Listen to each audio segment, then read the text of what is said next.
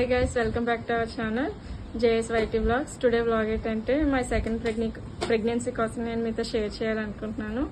Thumbnail చూసే ఉంటారు కదండి, లో లైన్ ప్లసెంటా ప్రీవియా కోసం నేను మీతో షేర్ చేయాలనుకుంటున్నాను. సెకండ్ ప్రెగ్నెన్సీలో నేను చాలా కాంప్లికేషన్స్ అనేవి ఫేస్ చేశాను. అవన్నీ నేను మీతో షేర్ చేయాలనుకుంటున్నాను. ఫస్ట్ ఏంటంటే నేను ఇంట్లో హోమ్ టెస్ట్ అనేది చేసుకున్నాను. అందులో పాజిటివ్ అనేది వచ్చింది. అప్పుడు నేను గైనకాలజిస్ట్ని కలవడం జరిగింది. ఆవిడ కూడా అక్కడ టెస్ట్ చేసి ఒక 15 days తర్వాత రామ్మ అప్పుడు స్కాన్ చేయొచ్చు అని చెప్పి 15 daysకి టాబ్లెట్స్ ఇచ్చారు.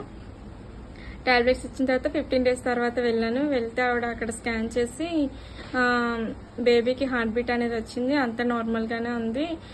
1 month అంటే 3rd month అలా 12 weeks తర్వాత ఎన్టీ స్కాన్కి అనేది రమ్మన్నారు. అప్పుడు 12 weeks తర్వాత నేను ఎన్టీ స్కాన్కి వెళ్ళడం జరిగింది. అందులో ఏంటంటే ప్లసెంటా అనేది కిందకు ఉంది, అంటే లో లైన్ ప్లసెంటా ప్రీవియా అని ఉంది. నువ్వు కంప్లీట్గా బెడ్ రెస్ట్ అనేది తీసుకోవాలని చెప్పారు. మేడం చెప్పినప్పుడు నేను అంత సీరియస్గా తీసుకోలేదు, ఎందుకంటే నాకు 1.5 year బేబీ ముందు ఉంది. అందువల్ల నేను తనతో చూసుకుంటూ ఇంట్లో చిన్న చిన్న పనులు చేసుకుంటూ ఉన్నప్పుడు అంత సీరియస్గా దాన్ని తీసుకోలేదు. తర్వాత తెలిసింది అది అంత సీరియస్ అనేది. చాలా చాలా అంటే చాలా ఫేస్ చేశాను. అప్పుడు అంటే మేడం ఏంటన్నారంటే నువ్వు కంప్లీట్గా బెడ్ రెస్ట్లో అనేది ఉంటే టెఫా స్కాన్ కల్లా, అంటే 5th month ending 6th month స్టార్టింగ్లో మనకి టెఫా అనేది చేస్తారు కదా, అప్పుడు ఆ స్కానింగ్లో మనకి ప్లసెంటా అనేది పైకి వెళ్ళే ఛాన్సెస్ చాలా ఉంటాయి. నువ్వు కంప్లీట్గా బెడ్ రెస్ట్ అనేది తీసుకోవాలి అని చెప్పారు. టెఫా స్కాన్ అనేది కూడా చేశారు. టెఫా స్కాన్లో ప్లసెంటా అనేది కొంచెం అంటే ఒక 2 points అలా మీదకి వెళ్ళింది. అంతేగాని ఇంకా కంప్లీట్గా ప్లసెంటా ప్రీవియా అనేది నీకు అలాగే ఉంది అని చెప్పారు. నేను ఇంకా దాన్ని ఏంటంటే లైట్ తీసుకొని ఇప్పుడు కొంచెం పైకి వెళ్ళింది కదా, ఇంకా రెస్ట్లో ఉంటే ఇంకా అదే వెళ్ళిపోద్ది అన్నట్టుగా నేను దాన్ని లైట్ తీసుకున్నాను.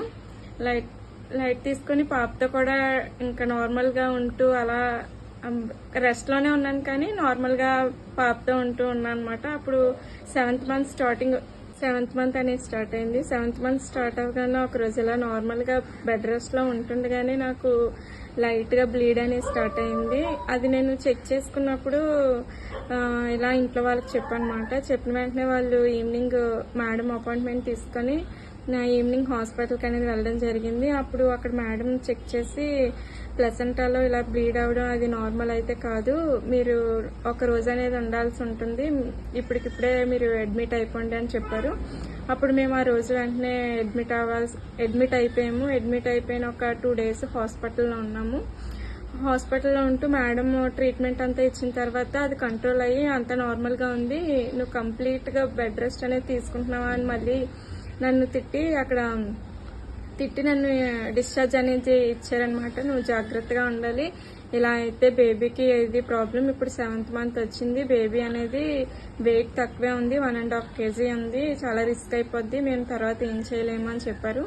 అప్పుడు డిశ్చార్జ్ ఇచ్చిన తర్వాత నేను అదే రోజు అంటే Feb 4th అనమాట ఇదంతా జరిగింది.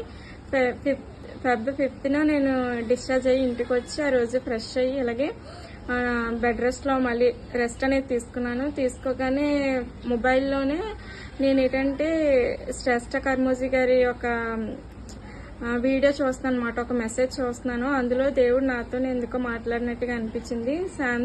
Psalms 42:5లో దేవుడు నాతో ఎందుకు ఇలా మాట్లాడినట్టుగా అనిపించింది. నా ప్రాణమా నీ వేళ కృంగి ఉన్నావు, నాలో నీ వేళ తొందరపడుచున్నావు, దేవుని యందు నిరీక్షణ ఉంచుము, ఆయనే నా రక్షణకర్త అనియు నా దేవుడు అనియు చెప్పుకొంచు, ఇంకను నేను ఆయన స్తుతించదును అని ఈ మెసేజ్ చెప్తున్నారనమాట. అప్పుడు నాకు అర్థం కాలేదు, అంతా బాగానే ఉంది కదా, డిశ్చార్జ్ ఇస్తారు కదా, ఎందుకు మళ్ళీ దేవుడు నాతో ఇలా మాట్లాడుతున్నాడు అనేసి నాకు అనిపించింది.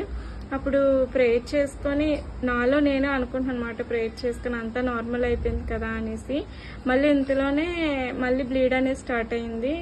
స్టార్ట్ అయితే మేడంకి ఫోన్ చేసి మేడం ఇలా అవుతుంది, కొంచెం అంటే డిశ్చార్జ్ అనేది కొంచెం ఎక్కువగా ఉంది అంటే మేడం ఏమో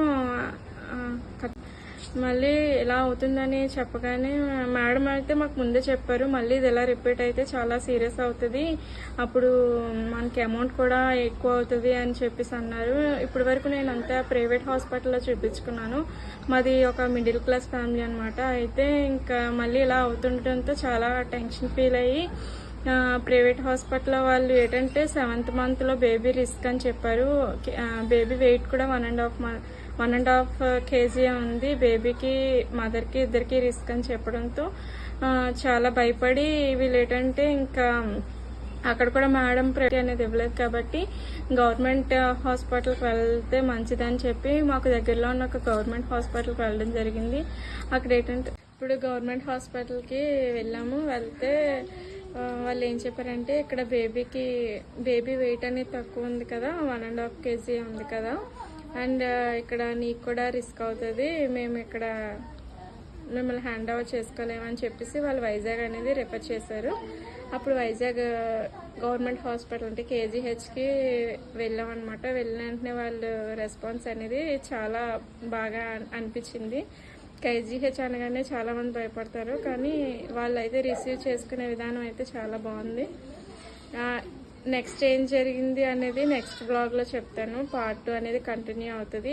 ఈ వీడియో కనుక మీకు నచ్చినట్లయితే లైక్ చేయండి, షేర్ చేయండి అండ్ నా ఛానల్ని సబ్స్క్రైబ్ చేయండి.